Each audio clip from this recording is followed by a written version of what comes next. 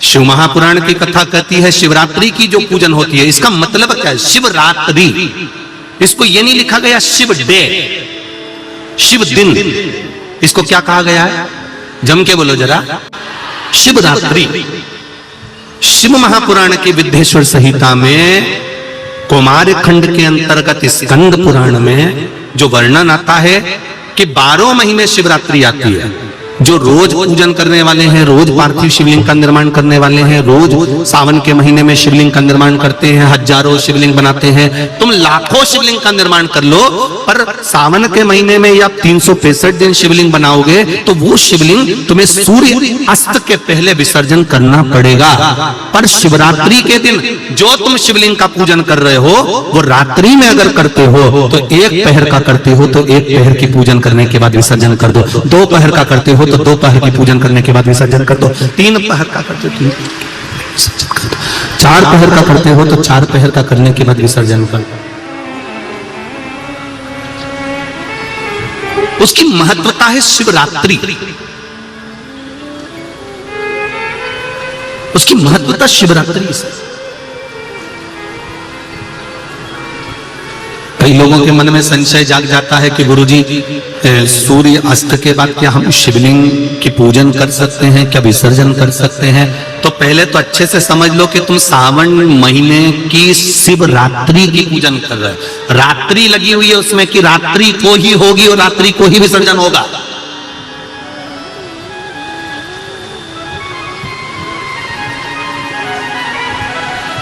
और जो नहीं पढ़ा लिखा हो तो गीता प्रेस गोरखपुर की जो पंडित प्रदीप मिश्रा जी पोथी पढ़ते हैं उसको लिया आओ,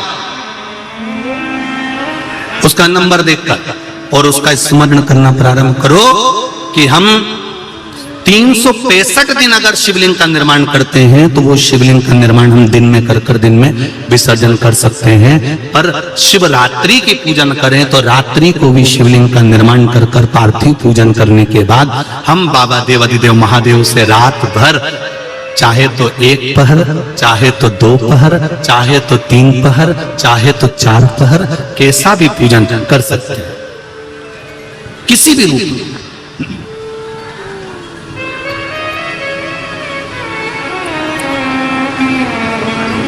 पर कई बार हमारे जीवन में संशय उत्पन्न हो जाता है, और एक बात अपनी जिंदगी में उतार कर रखना, अगर पार्थिव शिवलिंग का पूजन रात्रि को आपने करा है तो पार्थिव शिवलिंग का पूजन हमने भी यहां पर बैठ कर किया है, दिल के साथ, हृदय के साथ। डॉक्टर दवाई देता है तो पेशेंट को देता है, एक दवाई काम नहीं कर सकती तो दूसरी देता है, दूसरी काम नहीं कर सकती तो तीसरी देता है। सारा एक्सपेरिमेंट वो पेशेंट पर करता है, डॉक्टर उस दवाई को खाकर नहीं देखता। पर हमारा नियम है, हम जितनी बात आप लोगों को शिव महापुराण के माध्यम से बताते हैं, पहले उसको खुद अमल करते हैं, साथ बैठते हैं, फिर आपके साथ में बैठकर उस शिव महापुराण के अभिषेक को कराते हैं। पहले स्वयं करें। बेलपत्र जब हम शिव जी को चढ़ाते हैं तो शंकर भगवान को चढ़ाते समय इस बेलपत्र की जो डंडी होती है, जब हम भगवान देवाधिदेव महादेव को समर्पित करते हैं तो डंडी का भाग आपकी विपरीत दिशा में होता है। जब हम कोई कामना ना करते हुए बेलपत्र को समर्पित करते हैं तो डंडी का भाग विपरीत होता है। पर जब हमारी कोई कामना होती है, हम कुछ भगवान से अगर लेना चाहते हैं, मांगना चाहते हैं, भगवान से हम कुछ कहना चाहते हैं, तो ये बेलपत्री की डंडी का मुख अशोक सुंदरी की ओर हो जाता है। कहां कर देते हैं फिर डंडी को? जम के बोलो जरा। मतलब ये शिवलिंग से जहां जल बह रहा है, फिर जब हम शंकर के शिवलिंग पर बेलपत्र चढ़ाते हैं तो डंडी का मुख अशोक सुंदरी की ओर कर देते हैं। जब हमारी कोई कामना होती है तब, और जब कामना नहीं होती, हम केवल भाव से, दिल से भगवान शंकर को अपना बनाने के लिए भक्ति के बल पर हम शिव को रिझा रहे हैं, तो बेलपत्री का जो डंडी का भाग है वो आपके विपरीत दिशा में। अब ध्यान देना जरा। तीसरा,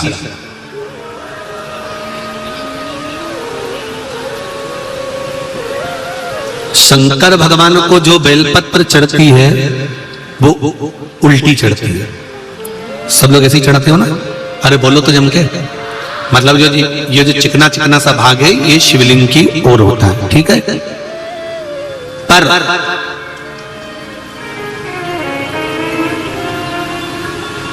जब नंदी को बेलपत्र चढ़ती है,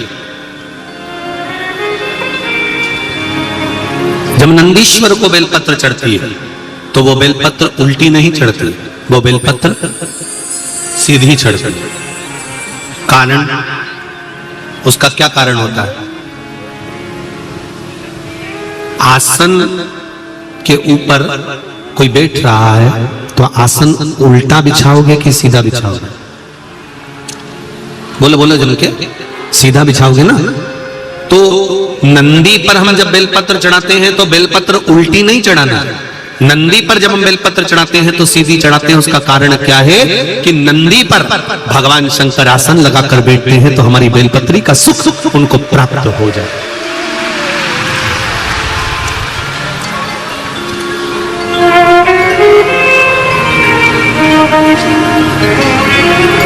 हमारी बेलपत्री का सुख भगवान शंकर जब उस पर विराजमान हो, आसन लगाए, उस पर बैठे, तो उसका फल हमको प्राप्त, उसका फल हमको मिले। देवऋषि नारद भगवान शंकर को प्राप्त करने के 6 सूत्र बताए।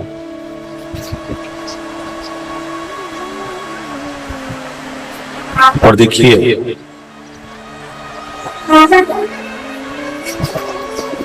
सावन के महीने की शिव महापुराण की कथा है। जलवृष्टि अपना काम करेगी, आप शिव आराधना की भक्ति में डूबे रहे। भगवान शिव को प्राप्त करने का मूल अगर कोई साधन बताया है तो ये 6 सूत्रों में बता दिया, ये 6 सूत्रों में वर्णित कर दिया गया। पहला वर्णन करा सिर पर त्रिपुंड, भगवान शंकर के मस्तक पर सिर पर त्रिपुंड लगा लो।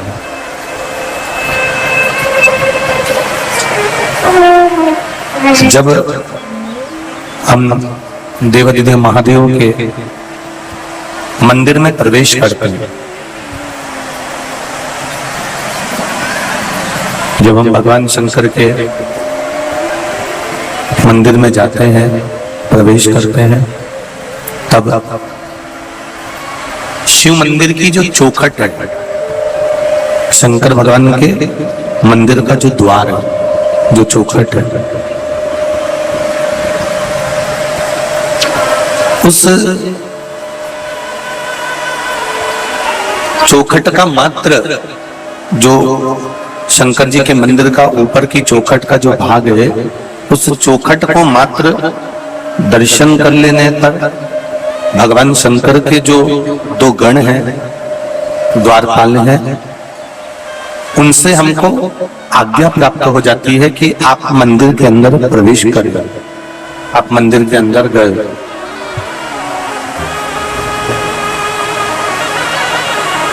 आप मंदिर के अंदर पहुंचे,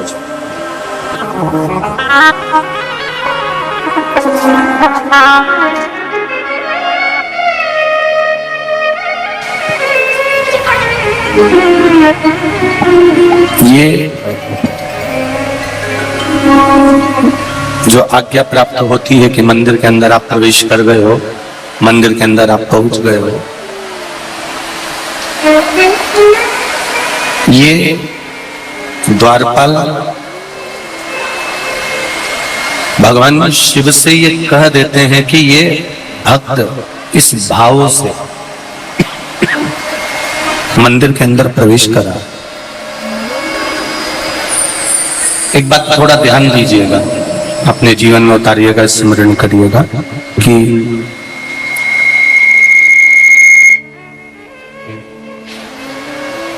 एक छोटी सी चींटी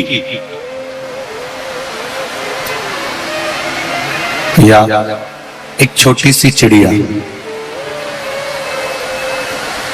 एक छोटा सा जीव, जलचर हो, थलचर हो, वायुचर हो,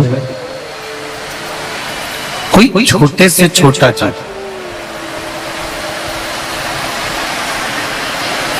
जब भगवान को पुकारता है तो क्या भगवान उसकी भाषा को जानते हैं? क्या भगवान उनकी वाणी को पहचानते हैं? शिव महापुराण की कथा कहती है भगवान उनकी भाषा को नहीं जानता, भगवान उनकी वाणी को नहीं जानता, पर इतना जरूर है कि जब वो दिल से, हृदय से भगवान को पुकारता तो उसके हृदय का जो भाव है, उसके दिल का जो भाव है, उसकी चित्तवृत्ति का जो भाव है, उसके मन का जो भाव है, भगवान उसको समझ लेते। एक मंदिर की चौखट, मंदिर का द्वार, मंदिर का दरवाजा,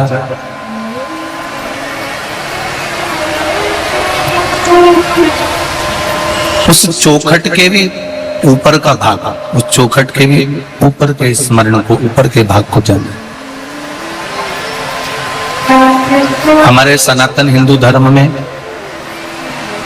हम जो बंदरवाल बांधते हैं वो बंदरवाल नीचे बांधते हैं कि ऊपर बांधते हैं? जम के बोलो जरा। ऊपर की ओर बांधते हैं। उस बंदरवाल को हम ऊपर की ओर बांधते हैं, ऊपर उसको बांधते हैं। उस बंदरवाल को हम नीचे नहीं बांधते, उसको हम ऊपर की ओर, ये बक्से सब बंद पड़े हुए। उस बंदरवाल को हम ऊपर की ओर बांधते हैं, नीचे की ओर नहीं बांधते। उसका कारण क्या?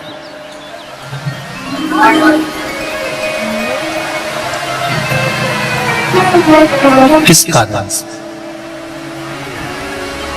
शिव महापुराण की कथा कहती है बंदरवाल को ऊपर इसलिए बांधा जाता है कि वो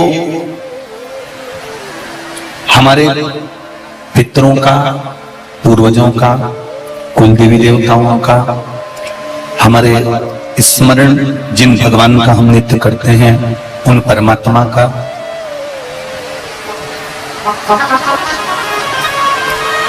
भाव उस चौखट पर जो बंदरवाल बांधी जाती है उस पर बना रहता है।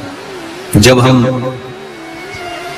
नीचे से निकल कर जाते हैं उस बंदरवाल के नीचे से, तो हमने भले अपने पूर्वजों को, अपने पितरों को, अपने देवताओं को हमने प्रणाम करा कि नहीं करा, पर बंदरवाल बंधे हुए दरवाजे से निकलकर जब हम जाते हैं तो हमारे पूर्वजों का आशीर्वाद हम पर स्वतः ही हो जाता है, हम उसको प्रणाम करें कि ना।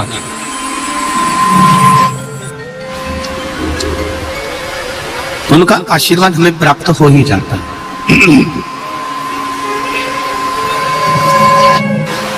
देवऋषि नारद 6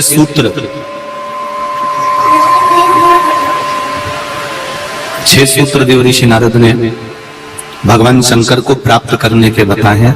उसमें पहला सूत्र है त्रिपुंड धारण करना, और त्रिपुंड भगवान देवाधिदेव महादेव को लगाकर, भगवान शंकर को समर्पित कर कर उस त्रिपुंड को अपने मस्तक पर धारण। सत्यम शिवम, जम के बोलो तीसरा सुंदर। जब जीवन में सत्य अगर प्राप्त हो जाता है तो शिव अपने आप मिल जाता है, और अगर शिव मिल गया तो जीवन अपने आप सुंदर बन जाता है। उस जीवन को सुंदर बनाने के लिए हमको कहीं जाने की जरूरत नहीं पड़ती। जीवन की सुंदरता परमात्मा का भजन। मैंने तेरे ही भरोसे, ओ बाबा तेरे ही भरोसे, हवा बिच उड़ती जावांगी, बाबा ढोर हथो छड़ी घटी जावांगी, भोले में तेरी शंभो में तेरी, हवा बिच उड़ती जावांगी, बाबा डोर हथो छड़ी नामे घटी जावांगी। शिव कथा कह रहे,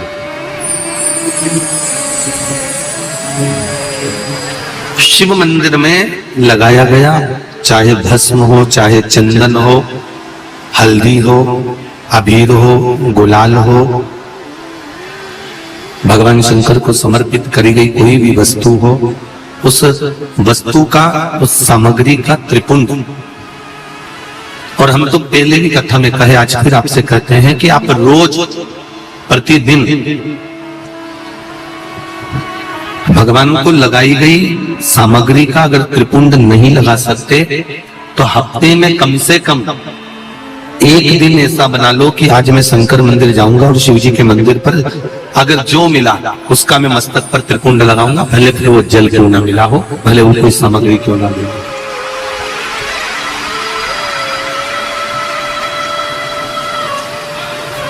एक त्रिपुंड 6 सूत्र में दूसरा सूत्र बताया गया है भगवान शिव का पंचाक्षर मंत्र।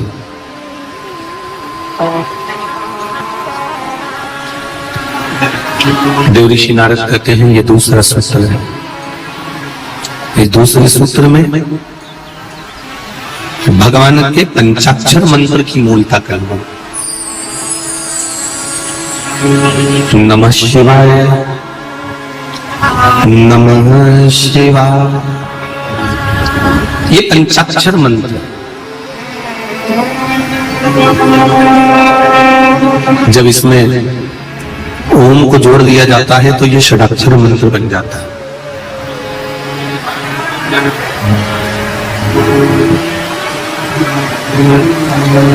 स्त्रियां, नारियां, माताएं जब भी मंत्र का जाप करती है ना, जब भी षडाक्षर मंत्र का जाप करती है तो वो पंचाक्षर से चालू करती है। स्त्रियों को, नारियों को, माताओं को जब भी शिव नाम के मंत्र का जाप करना है तो पहले उनको पंचाक्षर से चालू करना पड़ेगा। और अगर पुरुष भगवान शिव के मंत्र का जाप कर रहा है तो उसको षडाक्षर से चालू करना पड़ेगा। समझ लेना जरा अच्छे से एक बार हो, जिससे हमारे से कोई गलती ना हो जीवन। पंचाक्षर मंत्र सब बोलो जरा एक बार। नमः शिवाय, जम के बोलो। ठीक है। अब माताएं जब मंत्र का जाप करती हैं तो यहां से चालू करती है, जो अभी आपने बोलो। पुरुष जब भगवान शिव के मंत्र का जाप करता है तो षडाक्षर मंत्र से चालू करता है, ओम नमः शिवाय। माताएं जब भी चालू करेंगी, नमः शिवाय, ओम नमः शिवाय, नमः शिवाय, ओम नमः शिवाय। अब पुरुष करेगा कैसे? ओम नमः शिवाय, ओम नमः शिवाय, नमः शिवाय, ओम नमः शिवाय। माताओं का पंचाक्षर मंत्र जाप करना और पंचाक्षर मंत्र के बाद षडाक्षर मंत्र जोड़ना, ये वंश की वृद्धि करने वाला।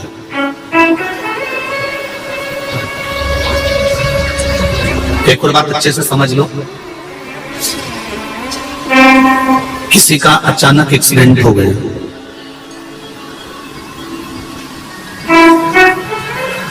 तुम्हें सुध नहीं है,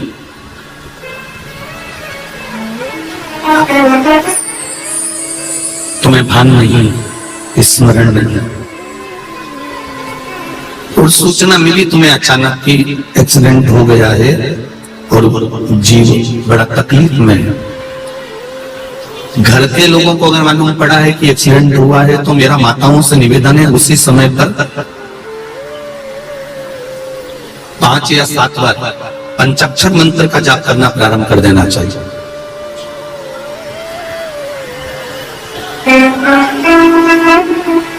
घर के उस चौखट पर जहां अपने पूर्वजों का स्थान है, जहां अपने पितरों का स्थान है, जहां अपने देवताओं का स्थान है, जहां अपने कुल देवी देवता का स्थान है, उस चौखट की ओर स्मरण कर कर शंकर के पंचाक्षर मंत्र का जाप कर लिया।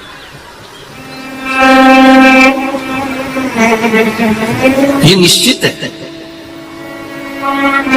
कि काल की घड़ी से महाकाल उसको निकाल कर वापस ले आएगा, ये निश्चित है। हाँ, जिसकी आ गई उसको तो बचाना, वो कहते हैं ना जन्म मरण और परण, ये 3 तो देवाधिदेव महादेव के पास में है। तो ये निश्चित मृत्यु तो आना है, मृत्यु तो कभी भी किसी की भी कहीं पर भी किसी भी रूप में आ सकती है, उसका कोई स्मरण नहीं। अकाल मृत्यु हो मरे जो काम करे चंडाल का, काल उसका क्या बिगाड़े जो भक्त हो महा।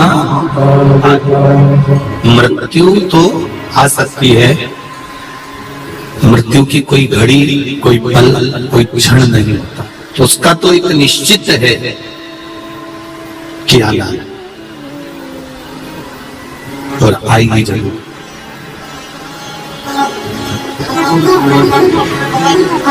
अब कई माताएं जब ये प्रश्न सुनती हैं कि स्त्री नारी पंचाक्षर मंत्र का जाप कर लेती है, तो अकाल जो घड़ी होती है, जो पल होता है, जो काल का समय होता है, वो टल जाता है। उसका कैसे कारण है? क्या कारण हो सकता है कि ये अकाल का जो समय है वो टल जाता है? भारत की भूमि पर केवल एक स्त्री, भारत की भूमि पर केवल एक नारी, केवल एक माताएं ऐसी होती हैं जो जिनके भीतर भगवान शंकर का आधा स्वरूप नारी के अंदर विराजमान रहता है। भगवान शिव का आधा स्वरूप स्त्री के अंतर्गत रहता है।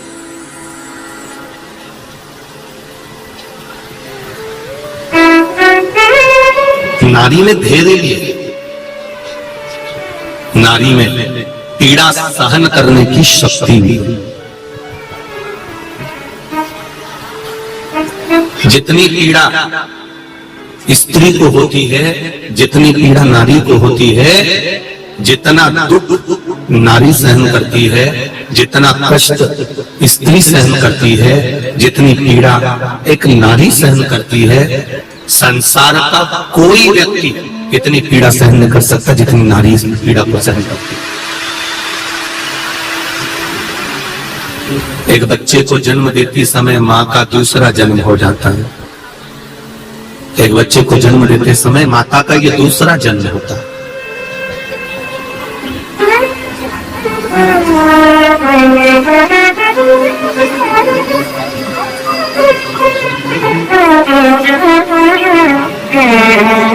अब नारी में वो शक्ति है, नारी में वो बल है, नारी में वो तप है, नारी में वो साधना है, नारी में वो व्रत, नारी में वो उपासना है, वो बल है, वो शक्ति है, वो तप है, वो साधना है कि नारी जब पंचाक्षर मंत्र का जाप करती है, फिर से बोलिए सब लोग पंचाक्षर मंत्र को वापस बोले, नमः शिवाय, ओम नमः शिवाय, नमः शिवाय, ओम नमः शिवाय।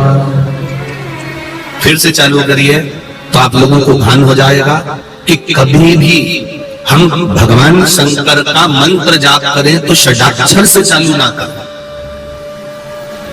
स्त्री जब भी मंत्र का जाप करे तो पंचाक्षर से चालू करे। अब आप लोग चालू होंगे। नमः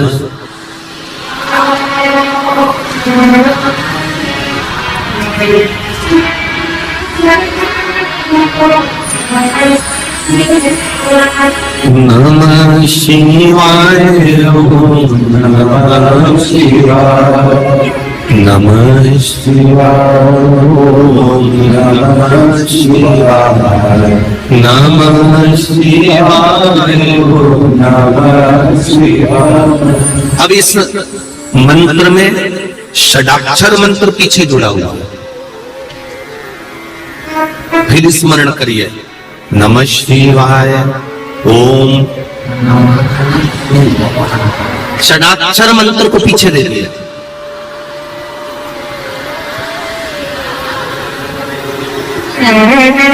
षडाक्षर मंत्र पीछे देना मतलब पंचाक्षर मंत्र का जाप जब स्त्री करती है, पंचाक्षर मंत्र का जाप जब नारी करती है, कोई विपदा की घड़ी आने पर देहली पर देखकर अपने पूर्वजों को, अपने पितरों का, अपने कुल देवता का स्मरण कर कर घटना घट गई, मालूम पड़ गया कि सूचना मिल गई कि उसका एक्सीडेंट हो गया है, उसको ये तकलीफ आ गई है, उसको ये कष्ट आ गया है, और आपने देहली पर शिव का स्मरण कर कर इस मंत्र को, पंचाक्षर मंत्र का भी स्मरण कर लिया, तो वो पक्का है कि कहीं ना कहीं बाबा उसको काल के मुख से बचाकर श्रेष्ठ जगह पर लेके जाए। और ये कर सकती है केवल स्त्री।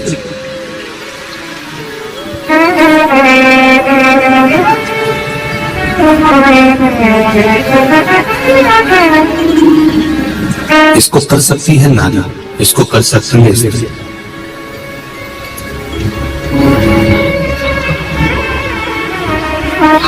एक प्रश्न खड़ा होता है, जितनी भी पूजन पाठ होती है ये स्त्री क्यों करे? थोड़ा बहुत तो ये बहरू भी करे न, जो भी पूजन पाठ करे वो स्त्री करे, सारे व्रत उपास स्त्री करे, पुरुष क्यों नहीं?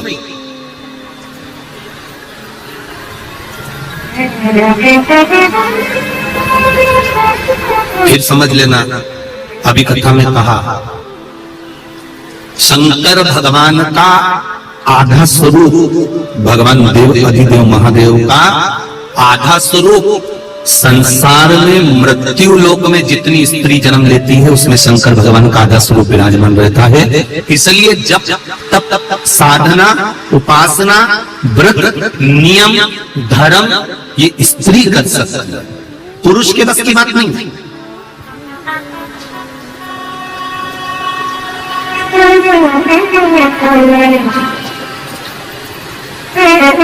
वो एक दिन एकादशी का व्रत करता है और पत्नी उसका मुख पढ़ लेती है, उसका चेहरा पढ़ लेती है, उसका स्वरूप देख लेती है कि उसको तकलीफ हो रही,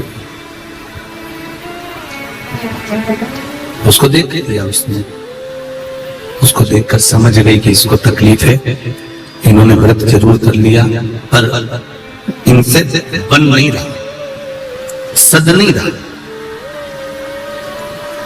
तो अगली बार से पत्नी अपने पति से कह देती है, सुनो तुमसे व्रत नहीं हो सकता, तुम मत करा कर, मैं कर लूंगी तुम्हारे बत्तल का, हो तुम चिंता मत करो, तुम तो दुकान जाओ अपना काम करो, व्रत उपास मैं कर सकती हूँ। मेरी जीजियों, मेरी माताओं, कई बार हरतालिका तीज के दूसरे दिन चतुर्थी का व्रत आ जाता है माताओं का, बोलो सही है कि गलत है? चतुर्थी के दूसरे दिन, अरे बोलते जाओ, पंचमी का व्रत जाता है, ऋषि पंचमी का, पंचमी के बाद में छठ का व्रत आ जाता है, कई बार इससे पहले भी कोई ना कोई व्रत आ जाता है। माताओं के लाइन से इतने व्रत आ जाते हैं तो भी इनके चेहरे पर सल नहीं आता, और जो भी पूजन करती है वो दिल से।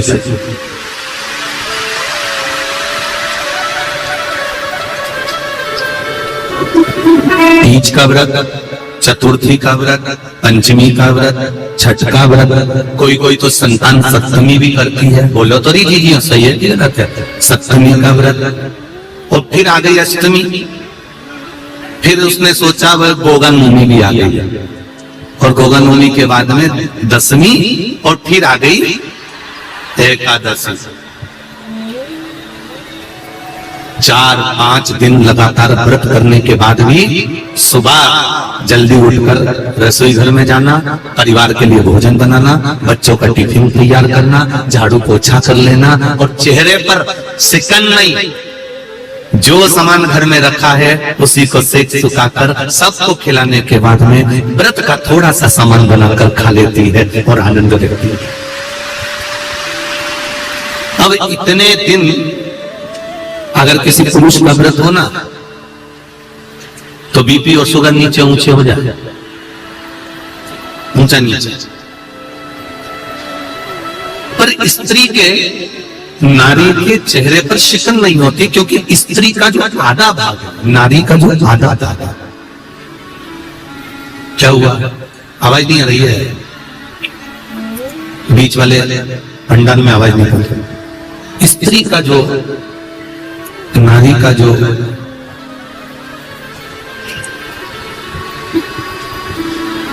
आधा स्वरूप है वो शिव का स्वरूप है, वो शंकर का स्वरूप है। उसका तप, उसकी साधना, उसका बल बड़ा होता है।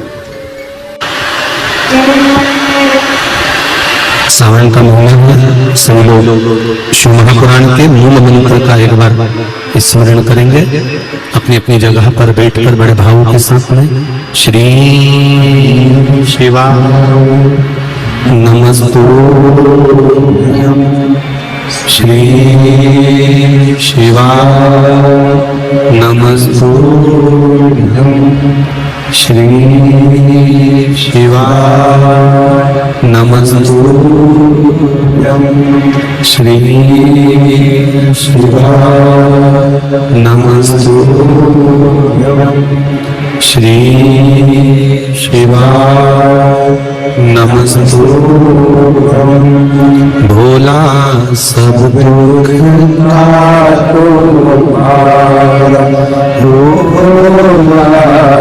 सब दुख का शिव शंकर जपो तेरी माला, भोले बाबा जपो तेरी माला, भोला सब दुख का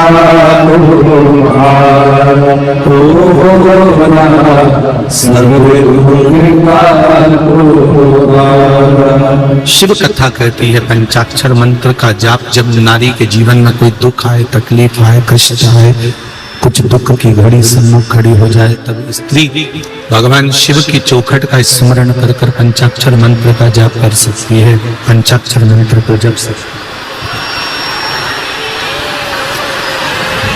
है। एक बार पुनः फिर माताएं पंचाक्षर मंत्र का जाप करेंगे। नमः शिवाय, ओम नमः शिवाय, नमः शिवाय, ओम नमः शिवाय।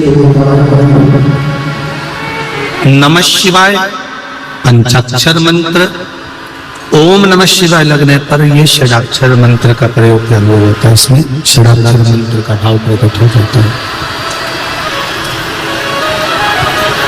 देवऋषि नारद जो वर्णन कर रहे हैं उसमें 6 सूत्र में पहला सूत्र है त्रिपुंड, दूसरा सूत्र है मंत्र का जाप,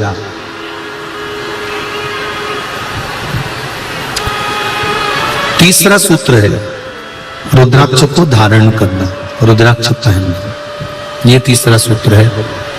शिव महापुराण की कथा का देवऋषि नारद महाराज तीसरा सूत्र वर्णन करते हैं, रुद्राक्ष को धारण करना। पहले आप अच्छे से समझ लीजिए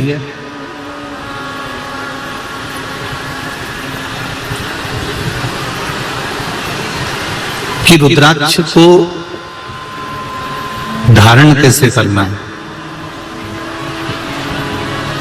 अगर कुबेरेश्वर धाम का रुद्राक्ष यदि आपको मिला है, सीहोर का कुबेरेश्वर धाम का रुद्राक्ष और बिना मोल का, क्योंकि कुबेरेश्वर धाम पर जो रुद्राक्ष दिया जाता है उसका कोई मोल नहीं होता, निःशुल्क रहता है। अगर कुबेरेश्वर धाम का रुद्राक्ष आपको मिला है तो वो आपके रोग के लिए, आपकी बीमारी के लिए, आपके कष्ट के लिए, आपके तकलीफ के लिए, आपके दुख के या रोग के निवारण के लिए, कष्ट के निवारण के लिए। एक रुद्राक्ष की मूलता क्या है? एक रुद्राक्ष का स्वरूप क्या है?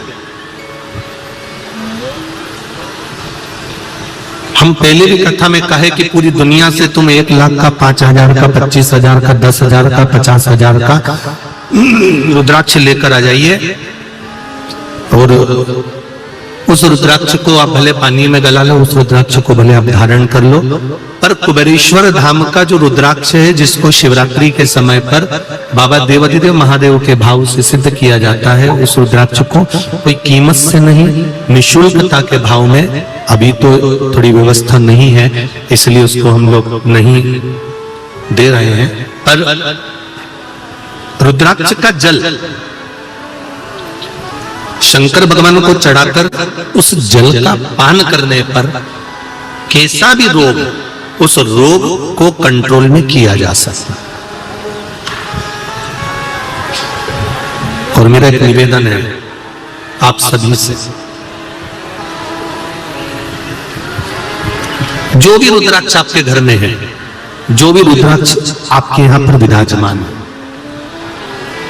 हम ये नहीं कहेंगे कि उसका कोई मोल तत्व नहीं है। जो रुद्राक्ष आपके यहाँ है, जब तक कुबेरेश्वर धाम का रुद्राक्ष आपको नहीं प्राप्त होता, तब तक आपके घर के रुद्राक्ष का भी जल आप शंकर भगवान को समर्पित कर कर उसका प्रसाद बनाकर धारण कर सकते हैं।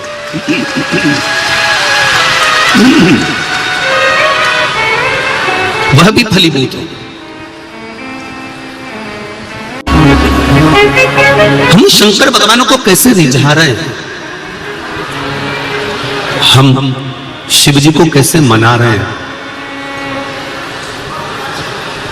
भगवान शंकर, भगवान शिव अगर देखते हैं तो केवल आपका हृदय देखते। निर्मल मन सो मोहि पावा, मोहि छल छिद्र कपट। भगवान को आपका चित्त चाहिए, मन चाहिए, हृदय चाहिए, भाव चाहिए, दिल चाहिए, चित्तवृत्ति चाहिए। भगवान को तुम्हारा धन वैभव और बहुत सारी सत्ता या भगवान को बहुत सारा धन की जरूरत नहीं है आपके।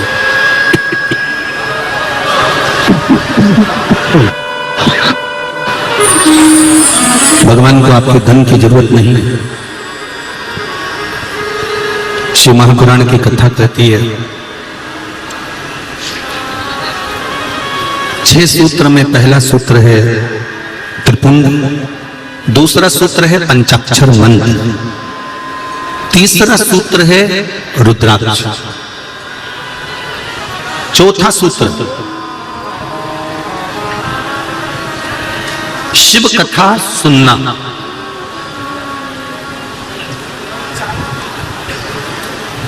ये चौथा सूत्र है शिव महापुराण का, जो देवऋषि नारद कह रहे हैं। यदि मान लो आप बहुत भटक लिए, आप बहुत दुनिया में भटक कर आ गए हो और तो भी मंजिल तक, लक्ष्य तक नहीं पहुंचे हो, तो देवऋषि नारद ने कहा कहीं अगर शिव महापुराण की कथा श्रवण करने को मिल जाए तो दिल लगाकर, हृदय लगाकर 7 दिन, 9 दिन, 11 दिन, जितने दिन की शिव महापुराण की कथा मिले, उसको निश्चित समय पर एक आसन पर बैठकर उसको श्रवण कर कर एक बेलपत्र शंकर भगवान को समर्पित कर देने से भी मंजिल तक पहुंच सकते, मंजिल तक पहुंचा जा सकता है, मंजिल तक जा सकते। शिव महापुराण की कथा को श्रवण करना भी हमारे जीवन को सुख दे जाता है। 5वां सूत्र बताया, शिव महापुराण की कथा को सुनकर चिंतन करना। सारी समस्या का हल एक लोटा जल। जल कितना चढ़ाना है, कैसे चढ़ाना है, ये कोई दूसरा निश्चित नहीं करेगा। जल कितना चढ़ाना है और कैसे चढ़ाना है, ये निश्चितता आपकी होना चाहिए।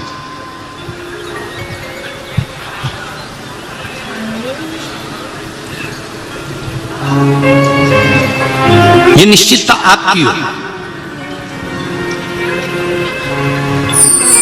दुनिया के कई लोग बड़ा ज्ञान देने के लिए आते हैं, शंकर भगवान पे इतना दूध नहीं चढ़ाना चाहिए,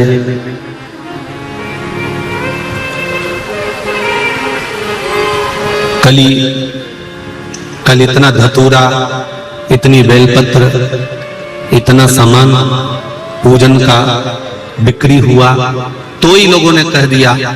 बताओ, एक तो महंगाई, ऊपर से महाराज ने बता दिया ये सामान लिया हो, एक एक गुलाब का फूल 20-20 रुपए का बिक गया।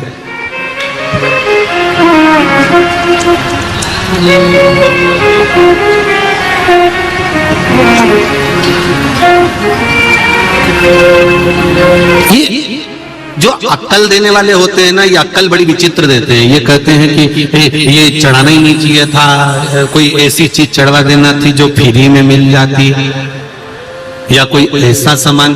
कई लोग मिल जाते हैं ऐसे दुनिया में। तुमने देखा होगा पहले एक फिल्म बनी थी, उस फिल्म में भी उन्होंने कह दिया था कि शंकर भगवान को इतना दूध नहीं चढ़ाना चाहिए, दूध किसी गरीब बड़े को पिला देना चाहिए। तो शंकर जी के हिस्से का ही पिलाओ, तुम्हारे हिस्से का पिला दो ना। दिक्कत क्या है? आप अपने हिस्से का पिलाइए, आप अपने हिस्से का भाव समर्पित करिए। जो देव अधिदेव महादेव को हम एक लोटा जल चढ़ा रहे हैं, उस लोटे के जल का महत्व आप जब चढ़ाएंगे तब आपको समर्पित होगा, तब आपको मालूम पड़ेगा कि जल की महत्वता क्या है, उस जल की पूर्णता, उस जल का आनंद क्या है।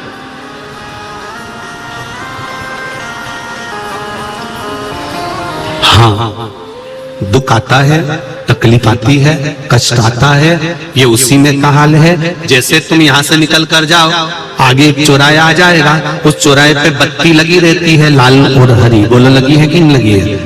जब लाल बत्ती होती है तो गाड़ी को, अरे बोलो तो जम के, रोकना पड़ता है। हरी बत्ती हुई, लाइन क्लियर, चले जाओ। उसी तरह जीवन में दुख आता है, तकलीफ आती है, कष्ट आता है, बीमारी आती है, रोग आता है, थोड़ी तकलीफें बढ़ जाती है, तो थोड़ा सा रुको, थोड़ा थामो। यही समझ लो कि मंजिल तक पहुंचना है और थोड़ा कष्ट आ गया है तो परमात्मा के यहाँ की लाल बत्ती खड़ी हो गई है, थोड़ी देर रुक लो। यदि थोड़ा तुम रुक जाओगे, थोड़ा तुम रुकोगे, तो ये निश्चित है कि थोड़ी देर गाड़ी खड़ी रहेगी, उसके बाद में लाल बत्ती के बाद में फिर वापिस, जम के बोलो, वापिस हरी बत्ती आ ही जाएगी।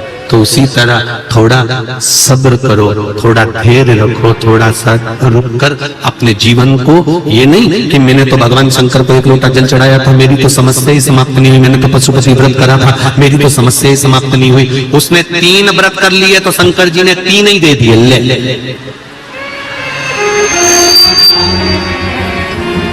वो कोई साधारण है क्या? मेरा देव अधिदेव महादेव, मेरा शंकर। थोड़ा रुकना पड़ेगा, थोड़ा। अगर दुख है, तकलीफ है, कष्ट है, रोग है, बीमारी है, कोई दुख बड़ा आ गया है, तो थोड़ा सा रुको। हरी बत्ती हो जाए तब गाड़ी को आगे ले जाओ। दुख आ गया है तो थोड़ा सा संभलो, कष्ट आ गया है थोड़ा संभलो, थोड़ी तकलीफें आ गई हैं थोड़ा सा संभलो, भटकना मती।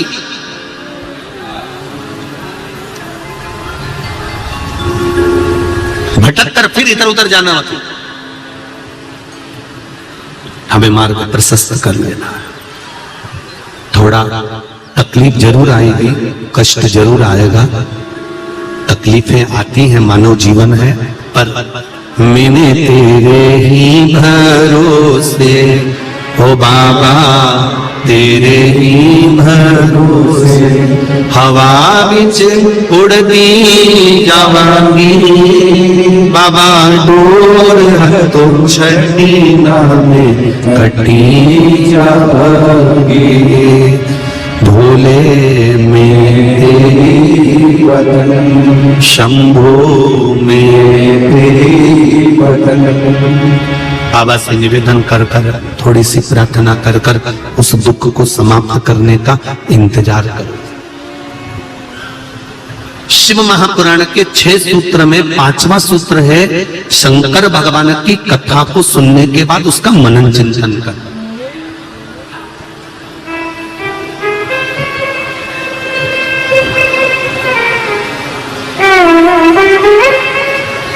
जैसे द्वितीया के चंद्रमा को देखकर कच्चे दूध का छींटा दे देने से, द्वितीया के चंद्रमा को देखकर सफेद पुष्प समर्पित कर देने से, द्वितीया के चंद्रमा को देखकर सफेद चंदन का छींटा दे देने से, उस चंदन को अपने ही हृदय पर लगा लेने से रोग, बीमारी, तकलीफ समाप्त हो जाती है। उसी तरह शिवरात्रि की रात्रि को, शिवरात्रि को रात्रि के समय पर हम फिर कहेंगे तुम 12 महीने की शिवरात्रि का स्मरण करना प्रारंभ करो।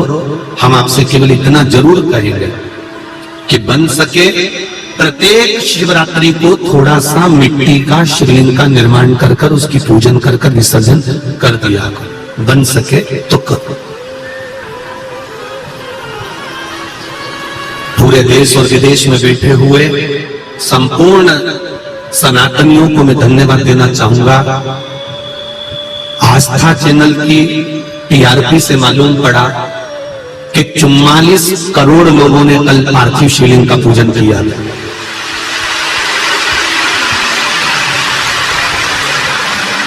चुम्मालीस करोड़ भारतीयों के घर में शंकर भगवान का शिवलिंग बना था।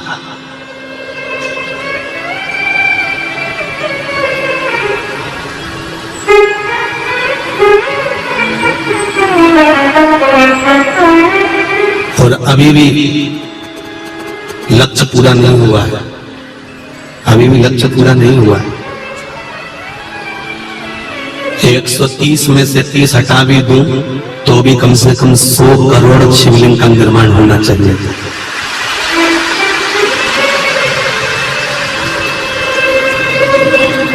निंदा करने वाले निंदा करते रहेंगे, अपशब्द कहने वाले अपशब्द कहने लगेंगे, उंगली उठाने वाले उंगली उठाते रहेंगे। कई ऐसे भी होंगे जो कह देंगे अरे पार्थिव शिवलिंग कोई रात को बने हैं क्या, विसर्जन करे है क्या, ऐसा हो क्या। तो पहले इनसे कह दो तुम्हारे माता पिता से पूछ के आओ तुम्हें पैदा क्यों करा।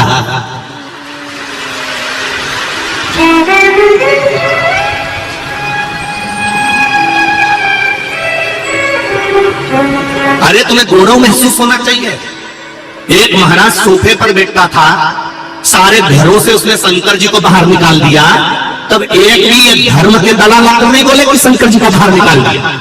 और आज शंकर सबके घरों में पहुंच गया तो लोग उंगली उठाना चालू कर देते हैं कि शिव जी का कोई रात्रि को शिवलिंग बन सकता है। ओ भैया, सनातनी हो, सनातन धर्म अगर आज जाग रहा है, सनातन धर्म अगर आगे बढ़ रहा है, तो सबसे ज्यादा मैं नमन करूंगा मेरे भारत की माताओं को। आपको प्रणाम करता हूं, आपको नमन करता हूं, दंडवत करता हूं, आपको साष्टांग करता हूं। मेरी माओ, 44 करोड़ सनातनियों के घर में कल शिवलिंग का निर्माण हुआ है। तारीख, दिन, तिथि, समय लिखकर रख लेना और अगले साल तक अंदाजा लगा के बैठना कि दुकान पर तुम कमाते थे 500 रुपए कमाते थे तो वो 50,000 हुए कि नहीं हुए। इसके बाद सूचना देना कि प्राप्त हुआ। ये शिव कथा है। यहां पर देवर्षि नारद स्वयं कह रहे हैं कि कथा श्रवण करने के बाद उसका मनन चिंतन होना जरूरी है।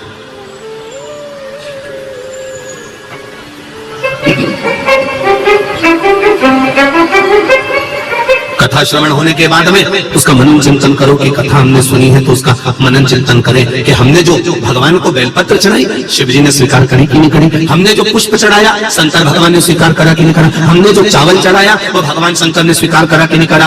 एक बात बहुत ध्यान लगाकर सुनना, पंडित जी तुम्हारे यहाँ पूजन कराने आए, तुमने पंडित जी को कुछ दिया, तुमने कुछ समर्पित करा, पंडित जी ने वो लिया, उनके आनंद से लिया। पर कई लोगों की दृष्टि होती है कि पंडित जी ने गणेश जी के दिनों में गणेश जी बिठाए थे, रोज पूजन करने आते थे, हम तो एक डब्बा प्रसाद चढ़ाते थे, पंडित जी तले कर चले जाते थे। नहीं नहीं नहीं, तुम्हारा काम है देना, पंडित जी का काम है लेना। अब वो ब्राह्मण देवता ने अगर लिया है तो वो उनको दो, ब्राह्मण देवता को समर्पित किया है। पर ब्राह्मण क्या लिया है, कितना लिया है, कैसे लिया है, उसका वर्णन हमें स्मरण ना हो। वामन पुराण के अंतर्गत आता है, राजा बलि के दरवाजे पर वामन भगवान भिक्षा मांगने के लिए गए और राजा बलि बार बार कहता है कि मैं आपको 3 पग भूमि अपने पांव से नाप कर दे देता हूं। तो भगवान कहते हैं तेरे पांव से नपाना होती तो मैं यहां आया काहे, मुझे तेरे पांव से नहीं नपाना।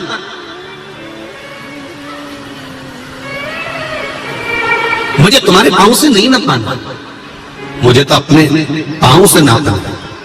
यह हमको लगता इतना मिल गया होगा, इतना रह गया होगा, इतना चले गया होगा। अरे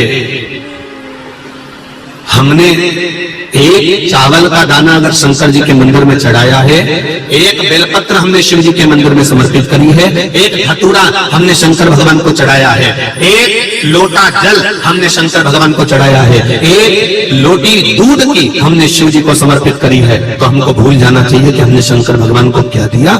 फिर देवादिदेव महादेव आपको क्या देते हैं ये देवादिदेव महादेव ही जान सकते हैं, वो कितना देंगे ये वो जान सकते। ब्राह्मण को दक्षिणा दी, ब्राह्मण को तिलक लगाया, ब्राह्मण को वस्त्र दिए, ब्राह्मण को आभूषण दिए, उसके बाद हमको नहीं सोचना कि हमने ब्राह्मण को जो दिया वो एक बार देने के बाद भूल जाना है। फिर ब्राह्मण देवता आपको क्या आशीर्वाद देते हैं, ब्राह्मण देवता क्या आपको आशीर्वाद के स्वरूप प्रदान करते हैं, ये ब्राह्मण देवता ही जान सकते हैं।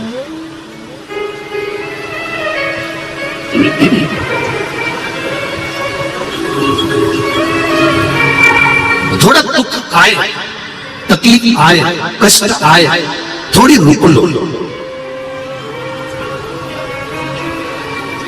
स्पीड ब्रेकर देखे, गति अवरोधक। स्पीड ब्रेकर को देखकर अगर स्पीड में ब्रेक नहीं लगाया तो गाड़ी का एक्सीडेंट निश्चित है। कहीं खड्डे में जाकर गिरे पड़े होगे, कहीं जाकर गिर गए होगे, उठ नहीं पाओगे। स्पीड ब्रेकर कहता है कि मुझे देखकर गाड़ी को रोक लीजिए। उसी तरह चलती हुई गाड़ी है, खूब जोरदार जिंदगी जी रहे हो, खूब एंजॉय कर रहे हो, आपका जीवन आप अलमस्त होकर जी रहे हो, पर शिव महापुराण की ये कथा स्पीड ब्रेकर का काम करती है कि थोड़ी देर रुककर शंकर की भक्ति को कर लो, नहीं तो कहीं उछल कर दूर जाकर नहीं फेंका जाओ। अहंकार में, काम में, लोभ में, आसक्ति में, वासना में, तृष्णा में कहीं अड़े ना मिल जाए।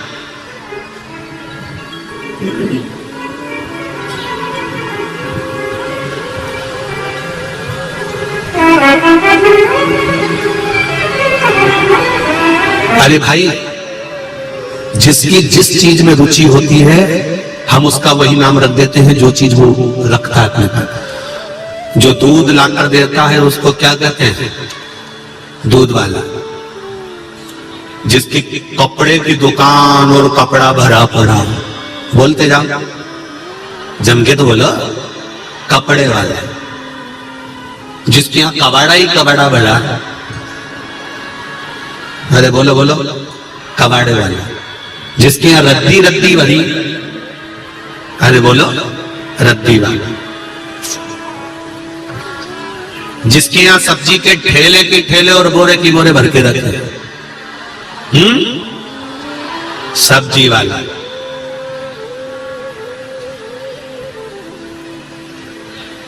और जिसके अंदर लोभ ही लोभ भरा हो, लोभी।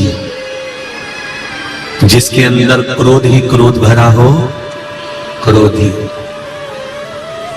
जिसके मुख पर 24 घंटे झूठ भरा हो, केवल झुकेला नहीं, पक्का झूठेला।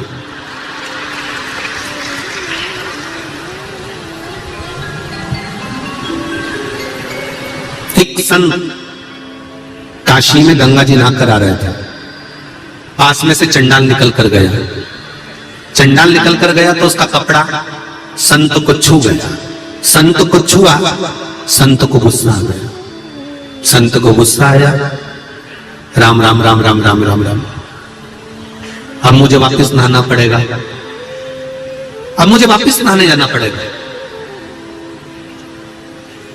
इतने में चंडाल बोला, गुरुजी आप बाद में नहा लेना, पहले मुझे नहा लेने दो जाके। क्यों, तू नहाया नहीं था? चंडाल बोला, मैं नहा के आ ही दिया था। तो फिर आप छुआ गए ना मुझसे। चंडाल बोला, मुझे नहाना पड़ेगा। संत बोले, चंडाल तू है तो नहाना मुझे पड़ेगा कि तुझे पड़ेगा? इतने में चंडाल बोला, गुरुजी जिसके अंदर इतना क्रोध भरा हो, इतनी बेईमानी भरी हो, इतनी निंदा भरी हो, अगर वो छूकर चले जाए तो पहले गंगा मुझे नहाना पड़ेगा। तुम्हें गंगा नहीं नहाना है, गंगा मुझे नहाना। मैं तो चंडाल हूं और छू गया तो इतना दोष नहीं लगेगा। पर शिव महापुराण की कथा कहती है, जिसने जो संजो कर रखा, जिसने जो संभाल कर रखा, जिसमें जिसकी जो रुचि थी, उसका नाम वो पड़ गया। दूध रखा तो दूध वाला, कपड़ा रखा तो कपड़ा वाला, किराना रखा तो किराने वाला, सब्जी रखी तो सब्जी वाला। तुमने क्रोध रखा तो क्रोधी, लोभ रखा तो लोभी, अहंकार रखा तो अहंकारी। और यदि भगवान को अपने भीतर रख लिया तो भक्त बन जाता है, फिर उसको कहीं भटकने की जरूरत नहीं पड़ती, कहीं नहीं भटकना। फिर उसको भटकने का काम नहीं है, फिर तो उसको परमात्मा की भक्ति प्राप्त हो ही जाती। शिव कथा कह रही है, 6 सूत्र हैं, उसमें 6ठे नंबर का जो सूत्र है वो सूत्र कहता है कि अगर कुछ भी नहीं कर सकते तो शंकर के प्रति समर्पित हो जाओ। शंकर के प्रति समर्पित कैसे? देवर्षि नारद ने कहा, ना शंकर की कभी हमें निंदा सुनना है, ना हमें शंकर की कभी निंदा करना है। शंकर की ना निंदा सुनो, ना शंकर की निंदा करो। शंकर के भक्त की ना निंदा सुनो, ना शंकर के भक्त की निंदा करो। जीवन में अगर मौका मिल जाए तो शिव आराधना का इससे सुंदर कोई साधन नहीं है कि हम ना निंदा करेंगे ना निंदा सुनेंगे। पर गुरुजी इतनी बुरी आदत है ना हमें, जब तक हम 2-4 की निंदा नहीं सुन लेंगे तब तक चाय भी हमारा घुट में नहीं उतरे।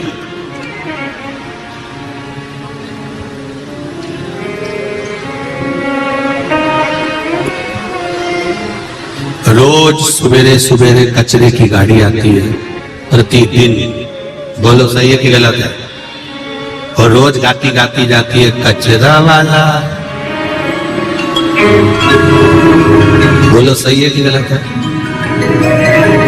और कितना किया, सूखा कचरा सूखे वाले में डालो और गीला कचरा गीले वाले में डालो। ये कचरे की गाड़ी दिन में आती है क्या? नहीं। शाम को आती है क्या? नहीं। कचरे की गाड़ी आती है तो सुबह सुबह आती है। क्यों? रात को जितना कचरा तुम्हारे भेजे में भराओ, अहंकार, काम, लोभ, आसक्ति, वासना, तृष्णा, झूठ, प्रपंच, जितना तेरे भेजे में भरा है, इस सब को सुबह सुबह किसी दूसरे को मत देना, उठाकर कचरे के डब्बे में डाल देना, तो परमात्मा का हो जाए। प्रतिदिन आ रही है कचरे की गाड़ी और प्रतिदिन कहकर जा रही है। उसके बाद भी तुम लोग नहीं समझो तो अब कई नगर निगम वाले हों चाहे कोई होए, वो तुम्हें कितना समझाएं कि कचरा कचरे की गाड़ी में ही डालो। काम, लोभ, आसक्ति, वासना, तृष्णा, इनको पटक दो जल्दी।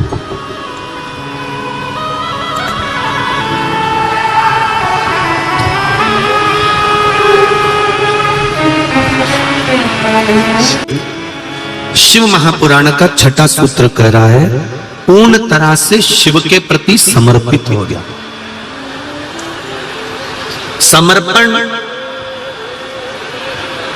किसको कहा गया?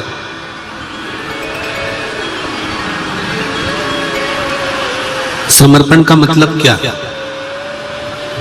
आपने किसी वस्तु को किसी को दे दिया, उसको समर्पित कर दिया, उसको समर्पण नहीं कहा। समर्पण का मूल मतलब एक है। आप अगर देवाधिदेव महादेव के हो गए हो, एक बार दिल से अगर शंकर के हो गए हो, तो समर्पण का सबसे मूल तात्विक लक्षण और आनंदता क्या है? अगर हम शिव के हो गए तो समर्पण हमने अगर शंकर के प्रति कर दिया है, तो ये निश्चित है कि शंकर भी आपके प्रति पूर्ण समर्पित हो जाते हैं। इसको समर्पण का एक कथा आती है शिव महापुराण के अंतर्गत।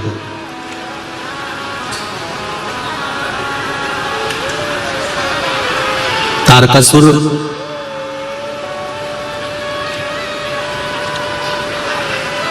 जिसने ब्रह्मदेव से वर मांगा था कि अगर मरूं तो शंकर भगवान के पुत्र के द्वारा मरूं।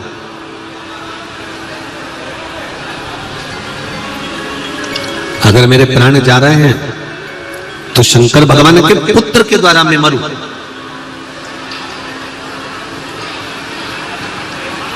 और ये मृत्यु नहीं मांगी है।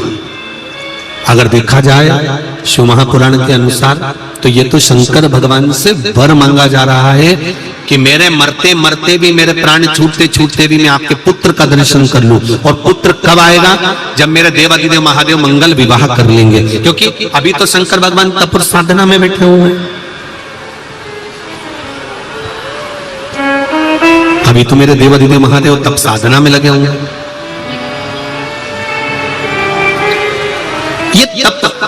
ये साधना से हटेंगे तब तो इनके घर में संतान आएगी, तब तो इनके घर में औलाद आएगी। तो अगर मांगा तो मांगा भी ऐसा कि मेरे घर में ऐसी कृपा हो कि तारकासुर कह रहे हैं कि अगर मेरे प्राण छूटे, अगर मेरे प्राण जाएं, तो मुझे वर दीजिए, ऐसा वर प्रदान कर दीजिए कि शंकर भगवान के पुत्र के द्वारा मेरे प्राण छूटे। शिव के पुत्र के द्वारा। फिर कहेंगे शिव के प्रति समर्पण। समर्पण का मतलब यह नहीं होता कि केवल आप समर्पित हैं।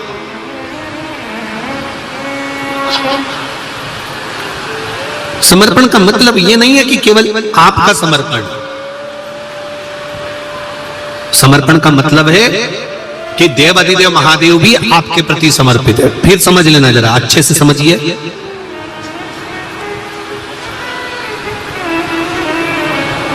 बेलपत्र जब हम शिव जी को चढ़ाते हैं, तो शंकर भगवान को चढ़ाते समय इस बेलपत्र की जो डंडी होती है, जब हम भगवान देवाधिदेव महादेव को समर्पित करते हैं, तो डंडी का भाग आपकी विपरीत दिशा में होता है। जब हम कोई कामना ना करते हुए बेलपत्र को समर्पित करते हैं, तो डंडी का भाग विपरीत होता है। पर जब हमारी कोई कामना होती है, हम कुछ भगवान से अगर लेना चाहते हैं, मांगना चाहते हैं, भगवान से हम कुछ कहना चाहते हैं, तो ये बेलपत्री की डंडी का मुख अशोक सुंदरी की ओर हो जाता है। कहां कर देते हैं फिर डंडी को? जम के बोलो जरा। मतलब ये शिवलिंग से जहां जल बह रहा है, फिर जब हम शंकर के शिवलिंग पर बेलपत्र चढ़ाते हैं, तो डंडी का मुख अशोक सुंदरी की ओर कर देते हैं। जब हमारी कोई कामना होती है तब, और जब कामना नहीं होती, हम केवल भाव से, दिल से भगवान शंकर को अपना बनाने के लिए भक्ति के बल पर हम शिव को रिझा रहे हैं, तो बेलपत्री का जो डंडी का भाग है वो आपके विपरीत दिशा में। अब ध्यान देना जरा। तीसरा,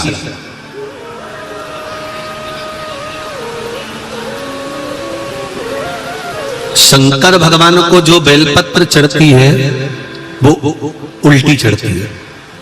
सब लोग ऐसे ही चढ़ाते हो ना? अरे बोलो तो जम के। मतलब ये जो चिकना चिकना सा भाग है ये शिवलिंग की ओर होता है, ठीक है।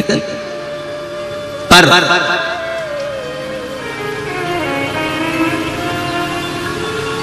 जब नंदी को बेलपत्र चढ़ती है,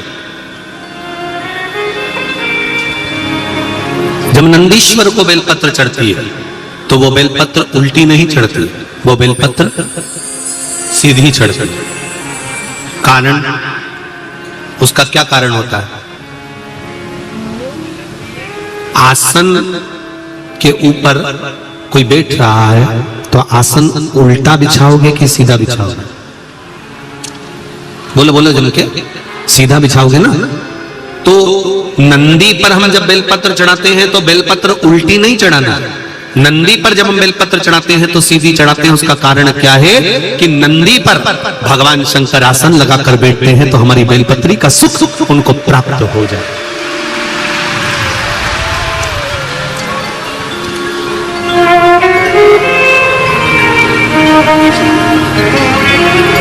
हमारी बेलपत्री का सुख भगवान शंकर जब उस पर विराजमान होए, आसन लगाए, उस पर बैठे, तो उसका फल हमको प्राप्त, उसका फल हमको मिले।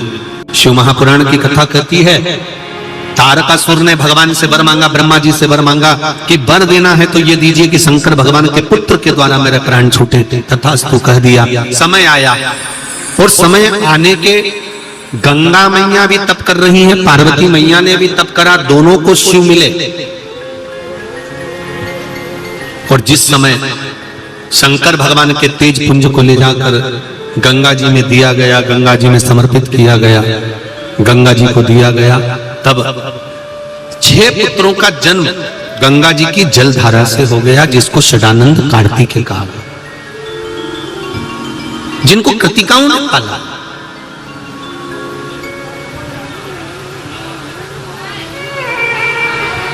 कृतिकाएं भी पालन पोषण करते करते करते करते थक गई, और जब कृतिकाएं थक गई तो फिर कृतिकाओं ने गंगा मैया से विनती कर कर हाथ में जल लेकर इन 6 पुत्रों को एक कर दिया, तो मुख तो 6 रह गए, शरीर एक हो गया। से एक पत्र आया है, देखिए।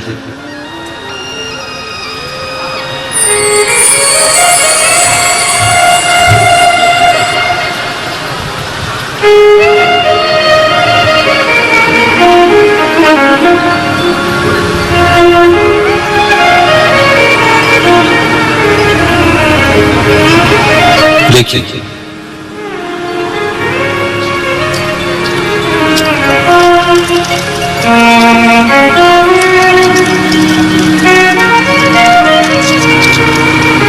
ये तो बच्चे का फोटो है,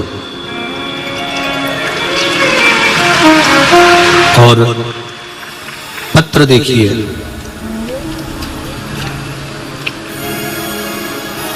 मेरा नाम पिंकी कुंडेल वाले है, पता महावर नगर, अन्नपूर्णा रोड, इंदौर से हूं। कहीं बैठी हूं पिंकी जी तो आप हाथ हिला सकती हैं। हम 5 बहनें हैं, भाई नहीं है। 3 चाचा की बेटी हैं, चाचा अपंग है, संतान, चाची अब नहीं।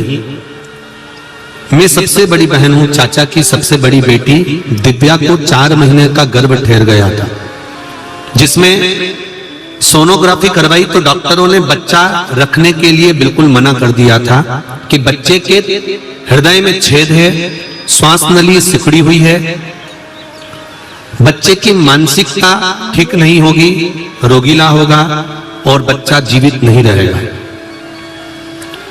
तब दीदी ने रो रो कर बुरा हाल बना लिया।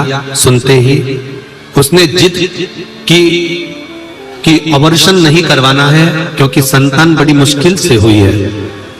कई वर्षों के बाद तो संतान हुई, और वो भी ऐसी हुई कि हृदय में छेद है, अपंग है, तो उसका ऑपरेशन तो नहीं कराना। इतने में कहा कि दीदी मैंने सुना है पशुपति व्रत धारण करना। जीजी ने पशुपति व्रत किया। सीहोर कुबरेश्वर से जाकर एक रुद्राक्ष लेकर आई, मांगकर उसका पानी पीना शुरू किया। फिर 9वें महीने में डॉक्टरों ने कहा कि यह बच्चा हृदय में छेद है और सिकुड़ी हुई आहार नली है, यह बच्चा बचेगा नहीं। कह दिया इसका ऑपरेशन जरूरी है, इसको निकाल दीजिए। गुरुजी 21 जुलाई 2022 को शंकर जी की कृपा से शिव पुराण के सुनने के लिए 3 दिन पहले ही बाबा की कृपा से उस बालक का जन्म हो गया और बालक पूर्ण तरह से स्वस्थ है। उसकी सारी रिपोर्ट में लगाकर भेज रही है। उसकी पूरी रिपोर्ट बच्चे की, डॉक्टरों की सब लगाकर भेजी गई है कि जब तक जन्म नहीं हुआ तब तक डॉक्टर कह रहे हैं कि नली सिकुड़ी हुई है, छेद हो गया है, बच्चा बचेगा नहीं, बेकार हो जाएगा। पर देवाधिदेव महादेव की कृपा से रुद्राक्ष का जल और पशुपति व्रत से ये बच्चे का जन्म हुआ है और बच्चा पूर्ण तरह से डॉक्टर कह रहे हैं स्वस्थ है। डॉक्टर भी आश्चर्य में है कि ये बच्चा पूर्ण तरह से स्वस्थ कैसे हो सकता है। तो ये तो अकाल मृत्यु वो मरे जो काम करे चंडाल का, काल उसका क्या बिगाड़े जो भक्त हो महा शिव आराधना,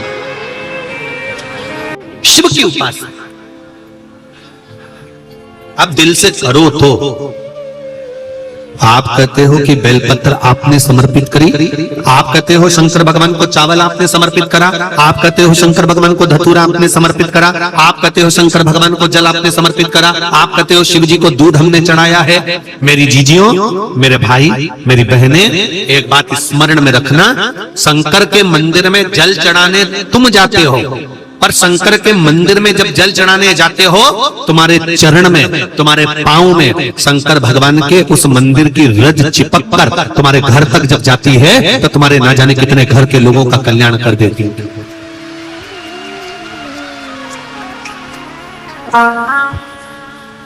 कल सारे घरों के अंदर शंकर भगवान का शिवलिंग बना, ऐसा लग रहा था जैसे हमारा घर घर नहीं है, हमारा घर बद्रीनाथ और केदारनाथ धाम बन गया हो, सबका घर।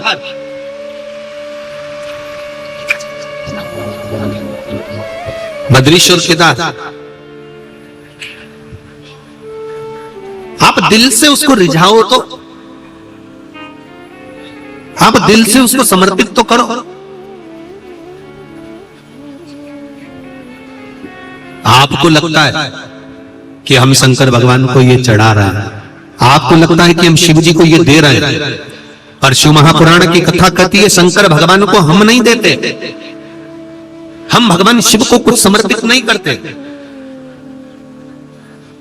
क्या दे रहे हैं हम भगवान शंकर को? हमने भगवान शिव को दिया क्या?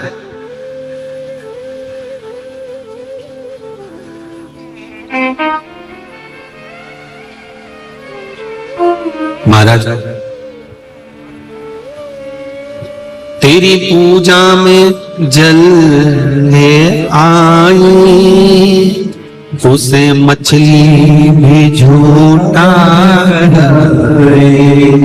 जल हम शिव जी को दिए वो भी झूठा है, मछली ने झूठा करा।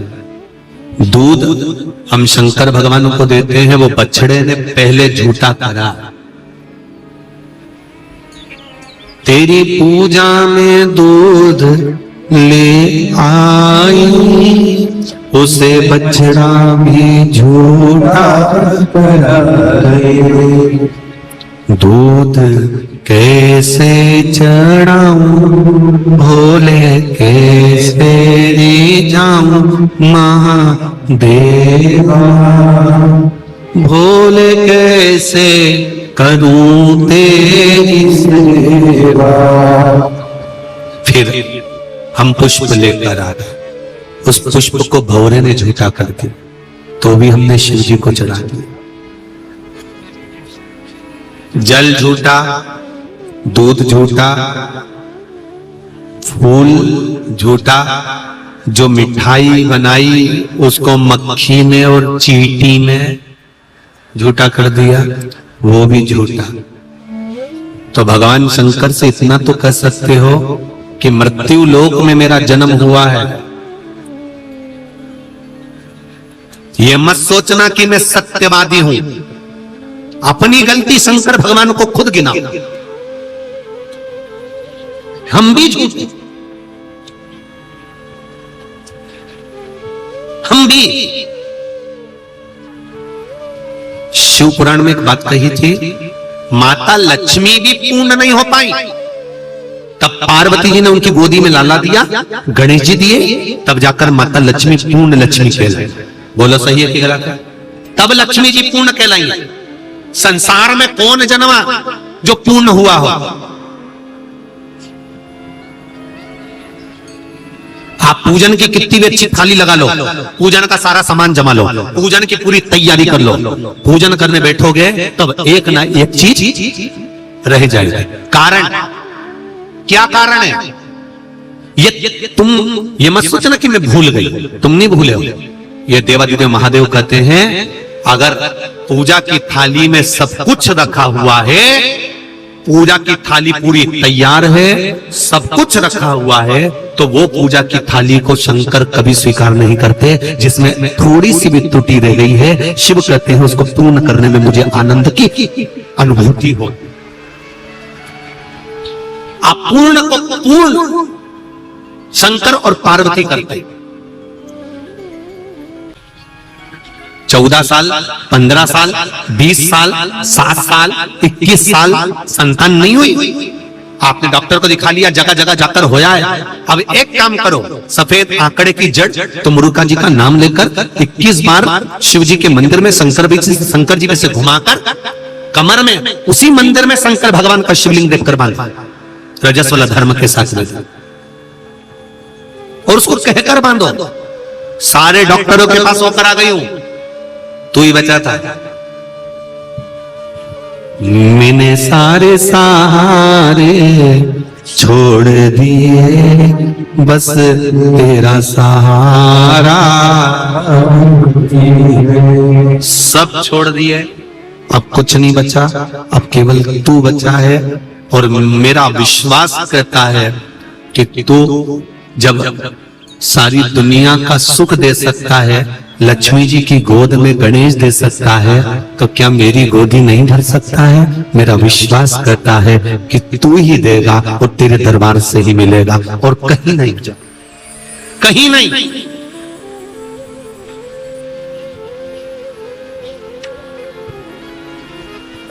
शंभो शरणे मांगो घड़ी रे दुख दया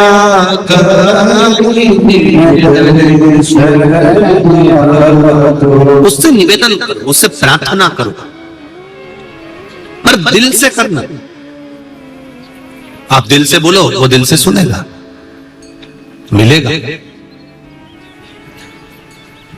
तारकासुर का भगवान शंकर के पुत्र कार्तिकेय षडानंद के द्वारा संहार होना, संहार नहीं उद्धार हुआ, संहार नहीं हुआ, उद्धार हुआ।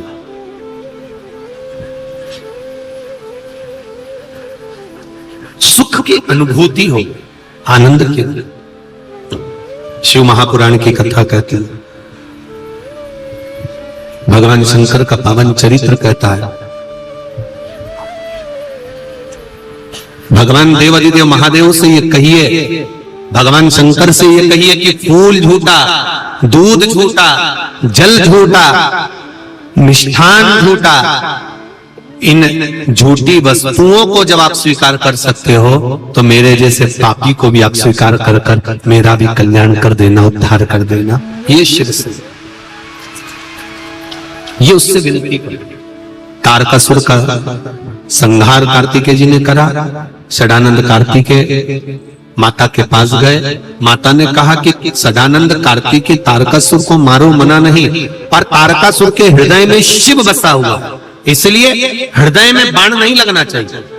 तब तारकासुर के शरीर में बाण लगा, पर हृदय में नहीं। तारकासुर का उद्धार हुआ। इधर षडानंद कार्तिकेय गणेश और सब सुंदरी का दर्शन हम सब कर रहे हैं। भगवान श्री गणेश जी महाराज का प्रागट्य माता पार्वती जी के साथ भगवान शंकर और श्री गणेश जी महाराज पधार रहे हैं। जोरदार ताली बजाकर स्वागत करिए।